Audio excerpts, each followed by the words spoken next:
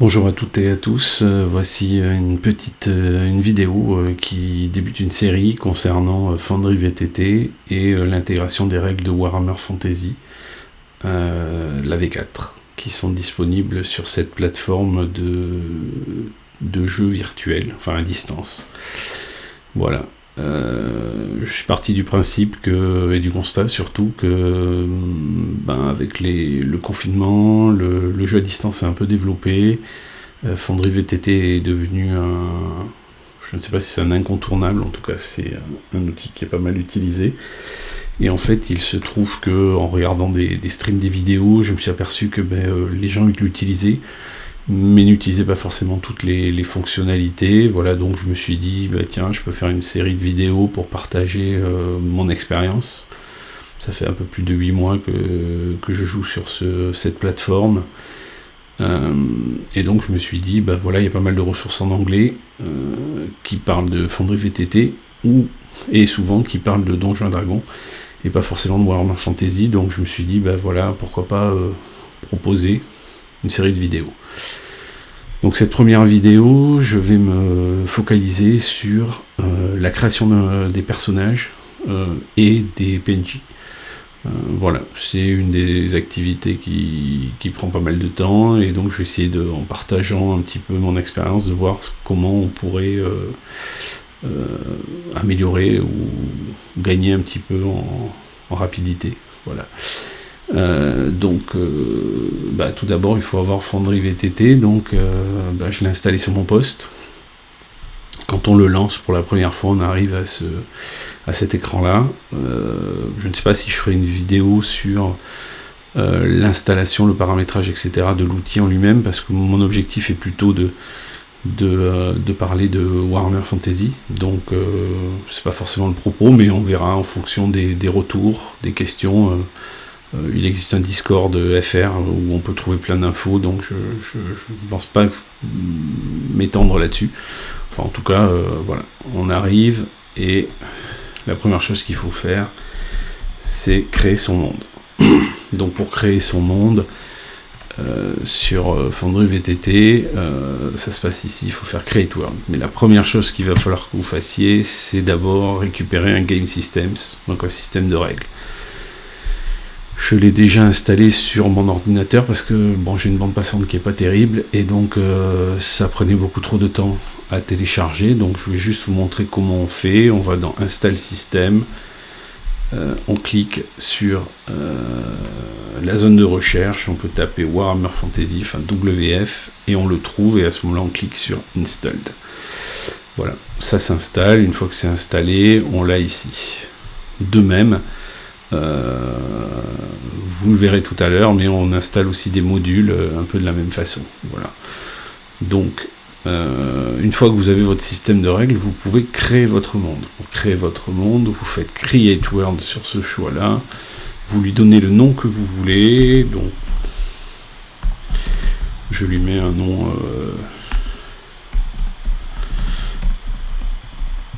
Voilà, c'est un nom.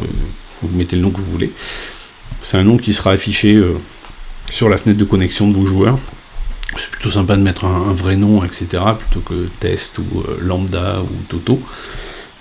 Ça, c'est le nom du répertoire qui sera créé. Et ensuite, vous pouvez choisir le système de règles. Et enfin, vous pouvez mettre une image de fond sur cette page qui va apparaître.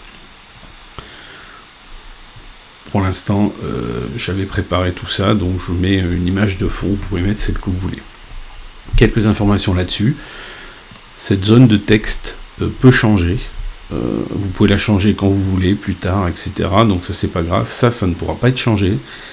Et le système de règles non plus. Voilà, c'est les deux choses qui sont un peu immuables. Et vous pouvez mettre une description de votre campagne. Voilà. Je n'ai jamais utilisé cette info-là, la Next Session. Je ne sais pas s'il y a des gens qui le font, j'en ai pas trouvé vraiment l'utilité.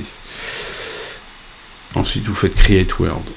Ce qui est sympa, c'est que c'est créé instantanément. Donc, une fois qu'il est créé, vous pouvez vous y connecter en cliquant sur Launch. Quand vous arrivez, donc effectivement, vous retrouvez le titre, la description et la prochaine session, j'ai rien rempli. Vous pouvez revenir sur l'admin, sur le setup, l'endroit où on était, en cliquant là-dessus, et sinon vous pouvez cliquer en tant que Game Master. En tant que Game Master, il n'y a pas de mot de passe bien sûr pour démarrer, et par contre, vous pouvez donc vous connecter. Et donc on lance, on se connecte au monde. Quand on arrive, la première chose qui va vous sauter aux yeux, c'est que même si beaucoup de choses sont prêtes, elles sont prêtes à être remplies, mais malheureusement elles sont complètement vides. Vous avez installé le système de règles, mais il n'a pas tout l'habillage, toute l'encyclopédie, toutes les ressources, etc. parce qu'elles sont soumises à licence. Et donc, pour ce faire, il va falloir que vous les saisissiez vous-même et que vous créiez vous-même toutes les carrières, tous les monstres, tout l'équipement, etc. Ou alors vous allez sur le site de Cubicle 7 et vous achetez les licences des modules qui sont disponibles, ce que j'ai fait. Donc pour les installer, on va revenir à Setup. Donc j'ai mis un mot de passe pour le sécuriser, juste comme ça, je pense que c'est une bonne chose de sécuriser. Bon, c'est sur mon poste, ça n'a pas grand intérêt, mais bon, autant montrer les bonnes pratiques. Et donc vous allez sur Add-on Modules, et vous pouvez installer les modules. Donc, moi j'en ai déjà fait un certain nombre, c'est exactement pareil, vous tapez WF et ça va vous amener sur les différents modules qui sont disponibles. Celui qui va nous intéresser, en tout cas pour la création de personnages et pour le début, c'est le Core Modules. C'est vraiment le cœur, en gros c'est le livre de règles, grosso modo. Donc je l'ai acheté, une fois qu'on l'a acheté, qu'on a rempli le numéro de licence, etc., on peut l'installer de la même façon qu'on a installé le game system. Et donc maintenant je peux lancer le monde, me reconnecter en tant que Game Master, et comme on a vu, ça n'est pas installé parce qu'en fait il faut l'activer.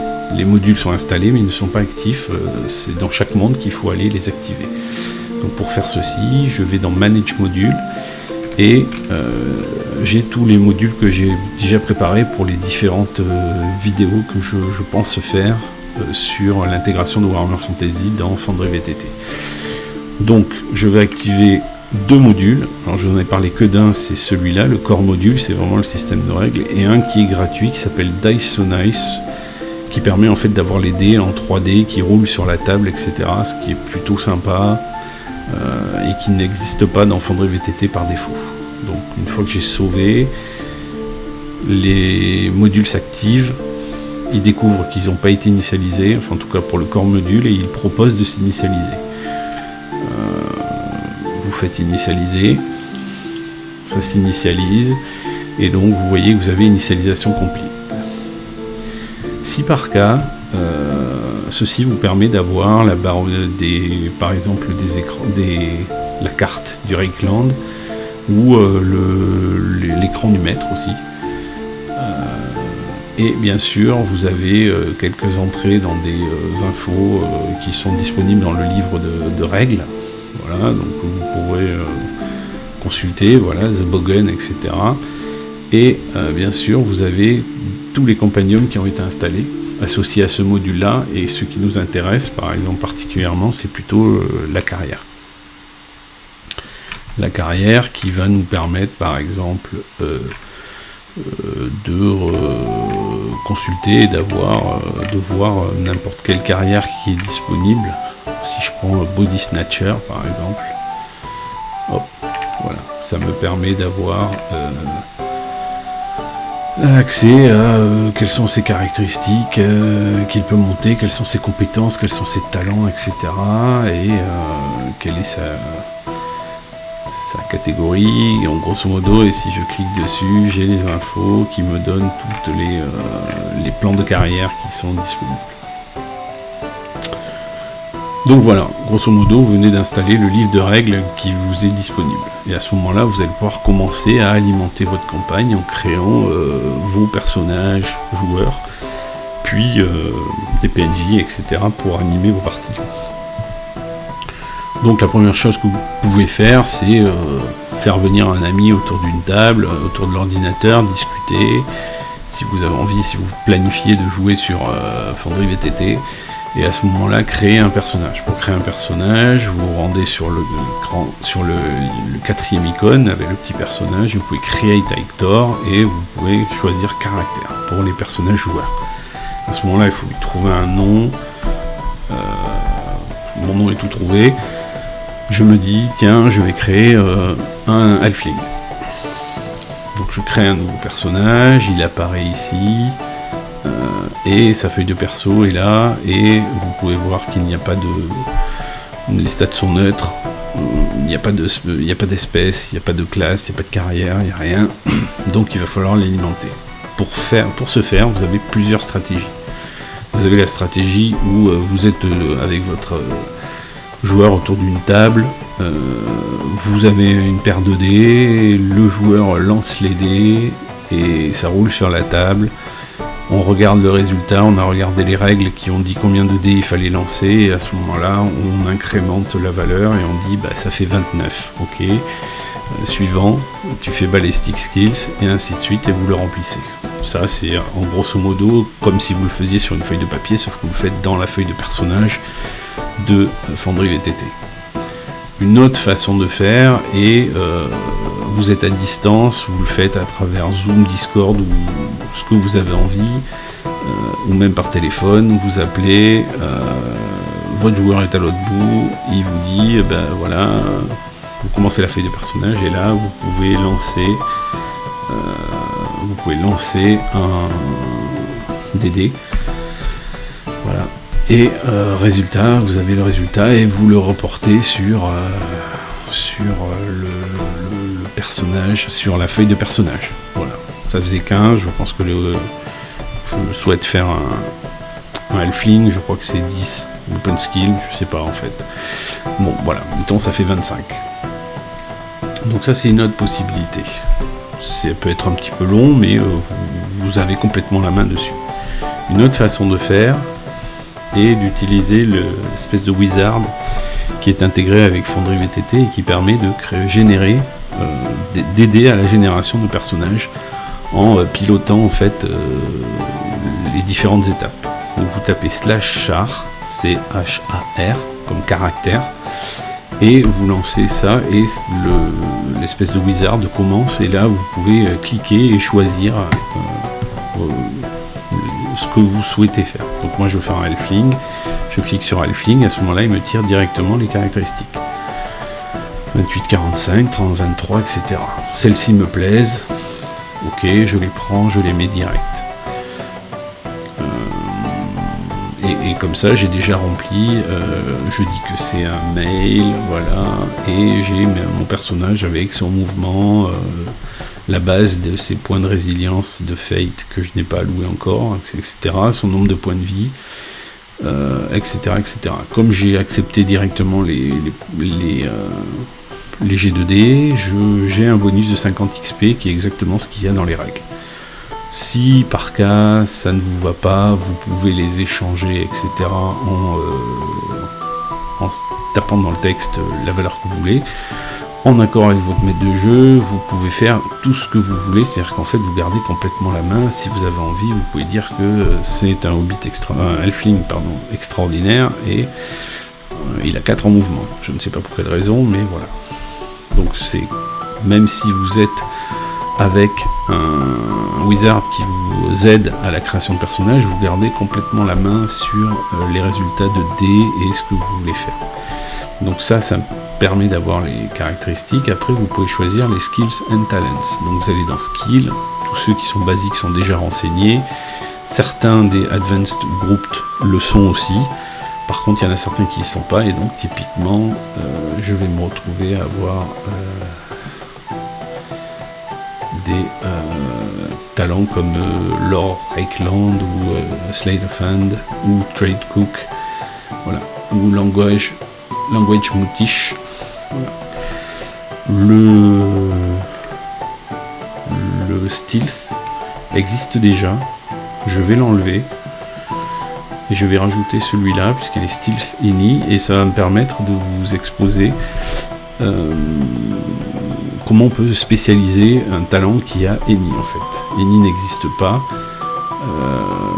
donc il y a urban ou rural.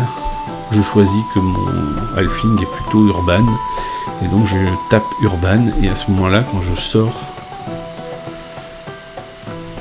de ma zone de texte, on peut voir que maintenant il y a bien un style urban et qui me permettra d'utiliser les talents en fonction. Ensuite vous pouvez aller sur Talents. Sur Talents vous pouvez rajouter les talents auxquels vous avez le droit. Voilà, Very Resilient et Cool Headed. Voilà, donc ça c'est les différents talents que vous avez de base. Si vous aviez eu 2 fois le même, ce qui peut arriver, vous pouvez reroll et ça vous en a donné un nouveau. Voilà. Donc c'est plutôt sympathique. Donc une fois que vous avez fait les skills et le talent, va venir la carrière.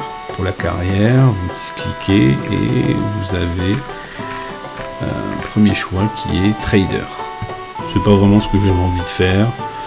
Je me dis, bah ok, par contre on voit que j'aurais eu 50 points d'expérience si j'avais choisi cette carrière-là, mais c'est pas vraiment celle qui m'intéresse, donc je reroll la carrière. À ce moment-là,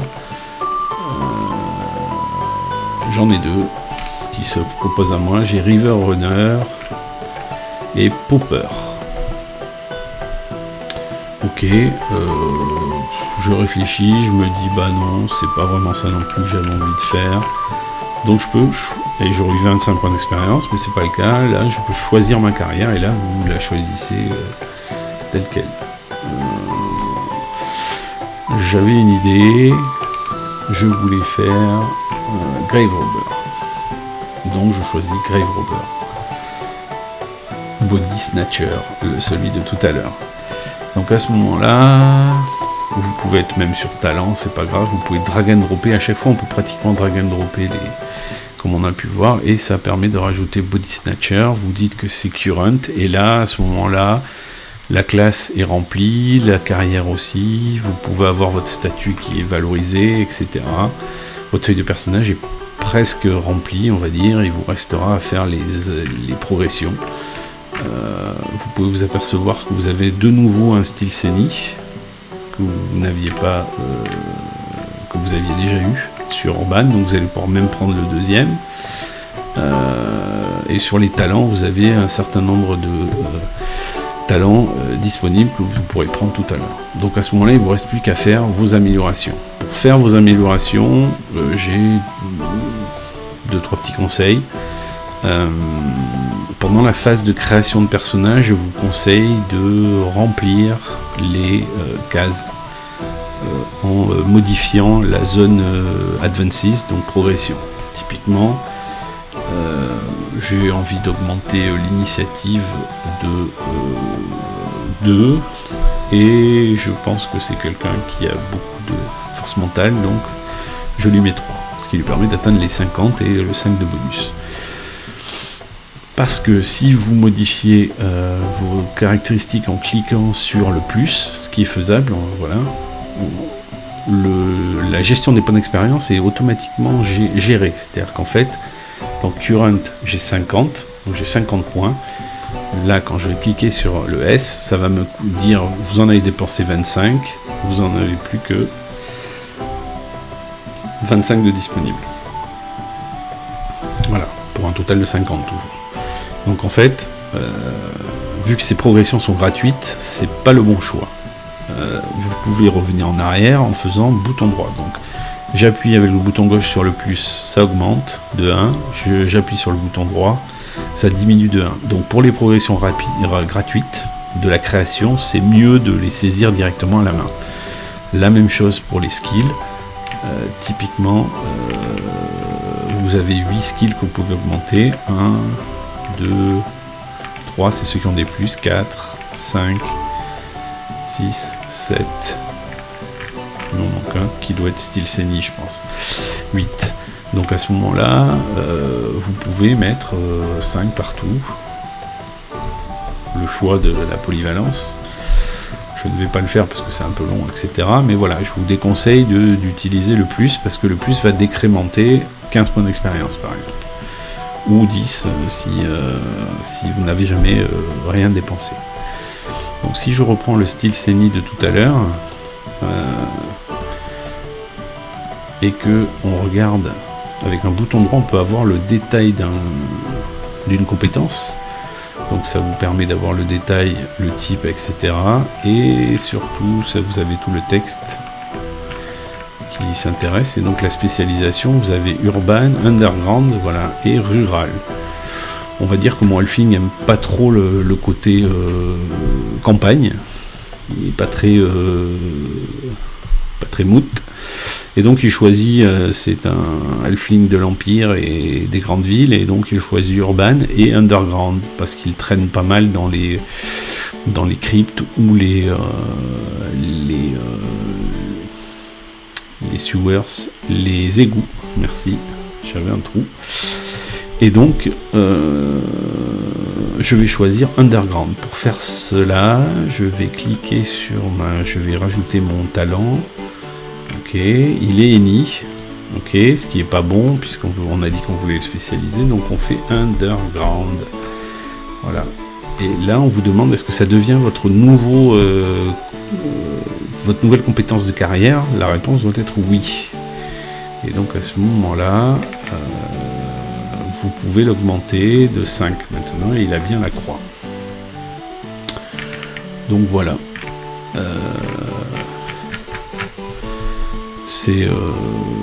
C'est plutôt pratique pour augmenter, pour créer rapidement des personnages. Bon, on a quand même besoin des règles parce qu'il faut se rappeler du nombre de points que l'on a droit en fonction de l'espèce, puis ensuite la carrière, etc. Là, je fais un espèce de raccourci, mais c'est quand même assez pratique. Ce que vous pouvez faire de plus, c'est rajouter les dotations.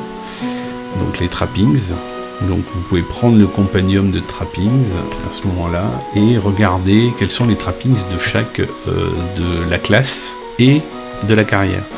Donc si on prend la carrière par exemple, il a des habits, donc je peux faire clothing. Je drag and drop toujours, même si je suis pas sur la bonne page, c'est pas grave. Si je viens sur trappings, je vois que j'ai des clothing, donc j'ai des habits, ce qui est plutôt pas mal. C'est un bon début. Il a une dague. Ok, que j'équipe. Ok, il a un pooch, une petite bourse. Ok, ça c'est intéressant, il a une bourse. L'objet bourse est un container, on peut le voir. Ici, on peut l'équiper, le porter. Mais surtout, on voit que il y a un carries, ça veut dire qu'il a un espace dans lequel on va pouvoir mettre d'autres objets. Ce qui permet un peu de simuler et de savoir, tiens, tu t'es fait piquer ta bourse, qu'est-ce qu'il y avait dans ta bourse? Et ben, c'est pas compliqué, il suffit d'aller sur la feuille de personnage et de regarder ce qu'il y avait dedans. Donc, de même pour un sling bag, bien sûr je vais les dropper à côté. Voilà, un sling bag, donc une espèce de petite besace. Il y a des objets, donc on peut prendre les candles. Dans les candles, bouton droit, on peut diminuer le nombre, on voit qu'on en a 2, pas 12. Ok, il a un des 10 matches, des allumettes.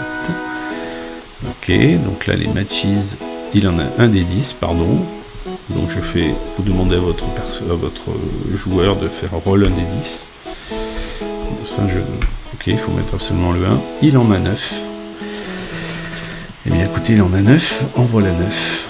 Ensuite, il a soit un masque, soit une capuche. Je vais partir pour plutôt la capuche, que je trouve plus sympathique et plus en rapport avec son personnage. Donc voilà. Ce qui est intéressant, c'est que donc les objets, c'est ce qu'on disait tout à l'heure, on peut les positionner dans les containers. Donc Après, il n'y a pas de contrôle de taille, contrôle d'encombrement, mais pas de taille. Donc il faut juste aussi rester un petit peu vérifier ou discuter avec son joueur. Moi, je vais prendre les candles et les matchs et je vais les positionner dans le sling bag. Si j'y arrive. Voilà. Ok. Et donc là, le nombre de points d'encombrement disponibles à mettre dans le sling bag sont de 2, je suis toujours à 0 parce que ce sont des petits objets qui ne prennent pas de place. Donc voilà. Mais on pourrait très bien décider que on a mis plutôt les allumettes dans la bourse. Voilà. Et si on regarde le trappings de la classe que je n'ai pas trouvé. Alors non, c'est ce que j'ai dit, c'était le contraire. C'était la classe que je viens de faire. Excusez-moi. Et là, je vais faire je vais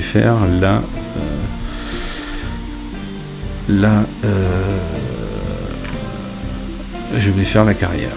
Donc là, on imagine que finalement, en plus je me suis trompé tout à l'heure, je recommence. J'ai dit les candles ici, les matches ici, je mets mon pied de biche dans mon sling bag. J'ai un handcart. Je crois que ça n'existe pas en tant que trappings. J'ai un hooded clock et un tarpaulin. Je n'ai pas le tarpaulin, mais j'ai le hooded clock. Oh là là, si j'enlève mes moufles, je n'ai pas le hooded clock. Je n'ai que le clock. Mais comme j'ai un hood, ça ira très bien. Voilà. Et on imagine que je suis ainsi équipé et prêt à partir à l'aventure. Si par cas vous vous rendez compte que il vous manque des objets ici, rien ne vous empêche de rajouter par exemple ici un new trappings et vous pouvez le modifier en cliquant sur, je vous le refais, sur le petit stylo avec la feuille. Je clique et je dis que c'est un handcart. Vous avez la quantité, vous pourrez mettre l'encombrement en fonction de ce que c'est, etc. Le type, vous pouvez remplir ce que vous voulez. Et si vous le sauvez, eh bien, vous avez un handcart que que votre joueur peut avoir. Ce qui est faisable, c'est de cliquer ici et de choisir un icône pour l'objet. Vous pouvez très bien fabriquer un icône et comme ça, votre joueur aura un icône sur son personnage. Pour son objet, même si il n'est pas disponible directement dans le compendium fourni avec le système de règles de base et le module core. Donc ça vous permet de créer pratiquement tout votre personnage. Il reste qu'une dernière chose à faire, qui est en remontant au tout début, vous revenez sur détail. À ce moment-là, ça vous donne le nom, les yeux, la taille, etc. Et bien sûr, si vous tenez absolument votre personnage qui s'appelle, eh bien vous pouvez le retaper. Et votre personnage est pratiquement terminé. Vous pouvez avoir accès à sa biographie ici, vous pouvez taper son histoire. Et ce qui est très très intéressant, je trouve, donc ici vous pouvez mettre les ambitions personnelles, le groupe quand il en aura et sa motivation. On peut rajouter des maladies, des corruptions, etc. au fur et à mesure du personnage, de la vie du personnage. Mais bon, on est en train de le créer, donc là, c'est pas très intéressant pour l'instant. Par contre, ce qui peut être intéressant, c'est que il y a son histoire que le joueur connaît. Et puis, il y a ses secrets que vous ne voulez pas révéler. Et à ce moment-là, ce que vous pouvez faire, c'est, quand le joueur n'est pas en train de lire sa feuille de personnage, bien sûr, mais vous pouvez créer un paragraphe custom secret, qui n'est visible que par le maître de jeu. Et à ce moment-là, toutes les infos qui sont dans ce bloc-là ne seront pas lisibles. Ce qui permet moi j'y positionne donc dans les histoires ce que ne sait pas le joueur de son histoire, souvent lié à son passé, ses parents ou autre. Première chose, je mets aussi par exemple quand je sais qu'il y a une maladie avec une durée d'incubation, etc., je le mets là, comme ça j'y mets la date et de temps en temps je peux aller voir est-ce que la date est arrivée, est-ce qu'il commence à avoir les premiers symptômes, etc. Enfin voilà, ce genre de choses. Un peu secrètes, mais que je veux pas, que je ne sais pas trop où mettre, mais qui concernent le personnage. Donc voilà pour créer un personnage. Ce que vous pourrez faire après, c'est que quand le personnage aura gagné de l'expérience, si, je vous ai pas montré une dernière chose,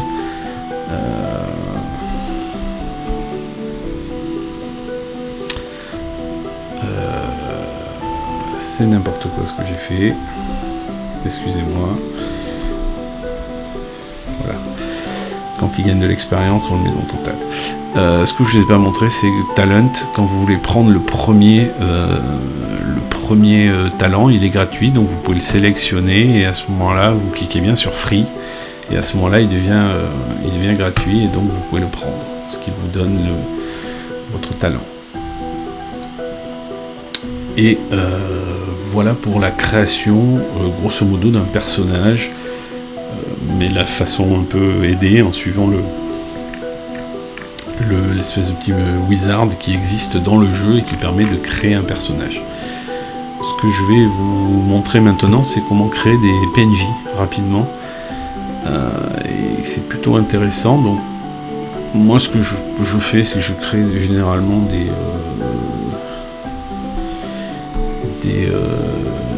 des répertoires dans lesquels je mets mes PJ et je crée un personnage, par exemple pour les PNJ. Voilà. Et dans les PNJ, je vais créer un autre répertoire et je vais mettre les humains, j'en sais rien, humans ou autres. Enfin, peu importe, vous l'organisez comme vous voulez, c'est juste histoire de les retrouver après plus rapidement. Vous pouvez changer la couleur du répertoire. Donc là, ce que vous allez faire, c'est que vous allez créer quelqu'un. Je ne sais pas son nom, pour l'instant, je n'ai pas réfléchi. Je voudrais faire par exemple un ami de mon PJ Hobbit, un de ses contacts avec qui il a tendance à traîner autour des cimetières et autres pour faire un peu de trafic de cadavres. Et donc je crée ce nouvel acteur et je pense bien à rajouter les talents de base, les compétences de base à la feuille de personnage. Voilà, il démarre, il s'appelle quelqu'un, mais parce qu'il fallait mettre quelque chose. Et tout de suite, ce que je vais faire, c'est que je vais lui dire que c'est un human. Si je dis que c'est un human au jeu, à ce moment-là, il va, quand je change de zone, il va me dire est-ce que vous voulez utiliser les caractéristiques de l'espèce. Je lui dis bien sûr, et à ce moment-là, j'ai un humain moyen partout. Et donc, ainsi, ça permet de faire, par exemple, des grave robbers standard. Et après, je peux dropper sur ma feuille en me disant, voilà, il va avoir une troupe de trafiquants de cadavres comme lui, avec qui il a tendance à traîner, et hop, automatiquement, je peux en sortir 2 ou 3, par exemple, rapidement, qui sont totalement standards, moyens, etc. Ça, c'est une des premières solutions, ce qui vous permet d'avoir alors, pour l'instant, c'est absolument pas un grave robber, puisque je n'ai pas mis comment ça s'appelle, je n'ai pas mis de carrière, hein, donc ça sera l'étape suivante. Mais c'est pas compliqué pour le faire, il suffit de faire ça et de dire que dans carrière, je vais chercher body snatcher, clac, drag and drop, je vais dans carrière, à ce moment-là, en cliquant dessus, je dis qu'il la complete. Ce sont des brasses 2, ils ont un certain nombre de caractéristiques, ils ont les talents maintenant les mêmes que celui de mon PJ, et ce que je n'ai pas mis, je ne leur ai pas mis ni les skills ni les talents de base, donc enfin de l'espèce. Donc à ce moment-là, en cliquant sur S, vous pouvez rajouter les talents de l'espèce, plus les compétences, plus les talents. À ce moment-là, il se retrouve à avoir les talents standards d'un humain, etc., qui sont tirés en partie aléatoirement. Et donc à ce moment-là, vous pouvez avoir un humain de type Grave Robbers, et là vous avez la capacité d'avoir un Grave Robber standard que vous pouvez dropper comme vous voulez sur une feuille de personnage, sur une map, et tout de suite ils sont utilisables. Donc ça c'est une possibilité de le faire. Typiquement je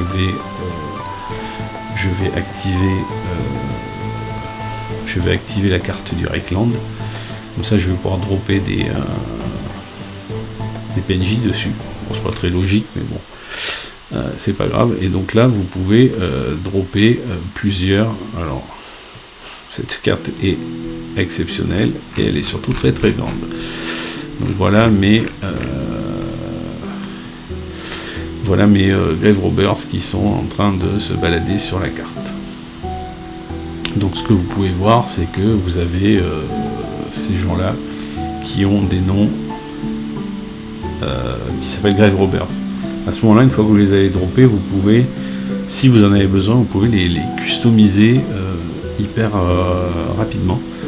Donc par exemple, vous pouvez leur trouver un nom, cliquez sur Name, et à ce moment-là, automatiquement, il est généré un nom pour eux. Donc, il s'appelle Engel Franz, pour le premier. Alors j'ai un léger bug sur ma carte. Ça c'est fort dommage. Sur Chrome ça me le fait, j'ai pas pensé. Je suis pas sur Chrome d'ailleurs, puisque je suis sur le... Ça doit être un moteur Chrome je suppose. Alors, je suis très embêté. Je suis obligé de refresh ma page. Je suis désolé. C'est un bug qui m'embête, j'ai jamais trouvé pourquoi il faisait ça. Voilà, ok. Donc si je reviens sur mes deux braves Grave Robbers, j'ai Engel Franz et sur lequel je pourrais changer le nom, et donc le deuxième, vous pouvez lui donner un nom pareil, hyper rapidement, et si vous cliquez sur caractéristiques, à ce moment-là, ça va lui générer des caractéristiques aléatoirement. Donc ça c'est un moyen de faire. D'avoir des PNJ standards et d'un coup pouvoir les dropper sur une carte et les customiser pour qu'ils soient utilisables tout de suite. Donc ça c'est une des possibilités.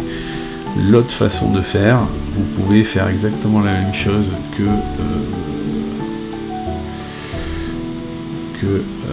je vais en faire un autre.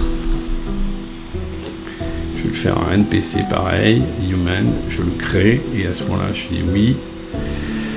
À ce moment-là, ce que vous pouvez faire, c'est utiliser le même wizard. Il n'est pas réservé en fait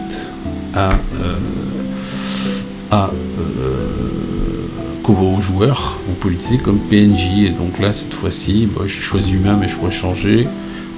Je vais pouvoir dire que c'est un nain. Je le prends. Vous pouvez dropper pareil les caractéristiques.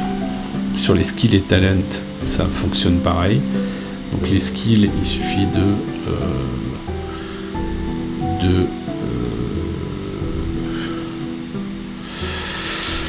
de dropper ceux qui sont dans la partie grouped et advanced, puisque les autres vous les avez déjà. Ok, beaucoup de lore. Trade anyone, je vais pouvoir le spécialiser, et mêlée basique, je vais le rajouter. Donc si je regarde Trade One, bouton droit pour avoir le détail,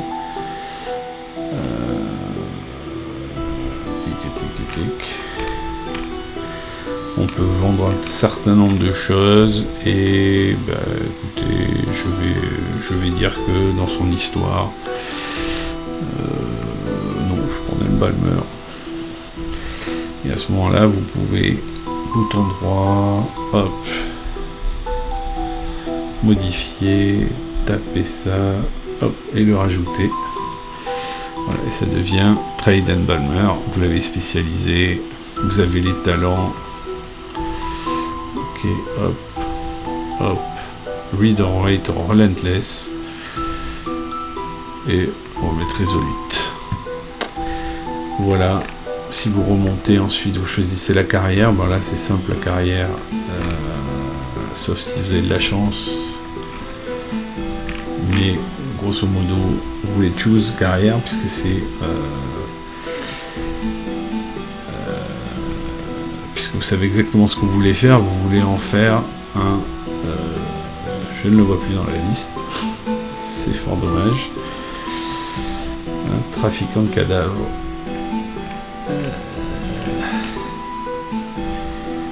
Comment je ne le vois pas? Je ne sais pas.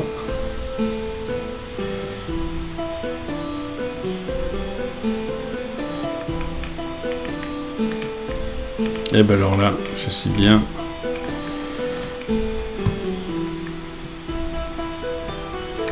Pourquoi je ne le vois plus? Je ne le vois plus du tout. Pourtant, il devrait être là. Comment ça se fait que je le vois plus? Ah bah ça c'est bête. Bon bah écoutez, c'est pas grave. L'objectif est de faire quelque chose, donc on va dire que c'est un smuggler. Hop, je clique sur smuggler. Je peux dropper le smuggler. Voilà. Hop. La carrière, je dis qu'elle est complète. Vous pouvez rajouter les trappings comme j'ai fait tout à l'heure, etc. Et vous avez un PNJ qui est rapidement prêt à l'emploi. Vous lui mettez une armure ou pas, des armes ou pas, et ainsi de suite. Vous pouvez même mettre un historique de la même façon. Et donc, vous cliquez sur Name et ça vous donne un nom. Si s'il ne vous plaît pas, vous pouvez toujours mettre male ou female et ça va changer les prénoms en fait. Ça c'était un prénom de female, je pense. Voilà, Morgrim Rognisson, excellent. Sinon, vous pouvez toujours, si vous voulez, taper des noms dans la fenêtre, comme ça. Human, female.